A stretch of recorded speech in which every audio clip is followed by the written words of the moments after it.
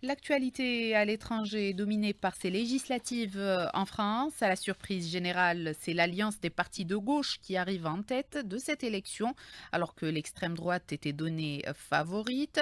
Elle finit finalement en troisième position derrière la gauche et le camp présidentiel. Le nouveau Front populaire de gauche arrive donc en tête avec 172 sièges à l'Assemblée. Cependant, aucun de ces trois blocs n'a eu la majorité absolue, ce qui compliquera, selon les analystes, la formation d'un gouvernement. Je vous propose d'écouter à ce propos Badis Renissa. Il est politologue, contacté par Nabila Hussein.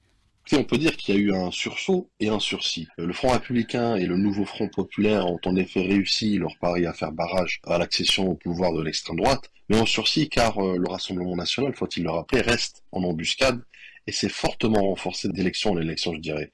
Donc le premier tour des législatives françaises a été plus un référendum contre le bilan d'Emmanuel Macron, le deuxième tour, lui, a été plus un référendum pour ou contre, je dirais, l'extrême droite.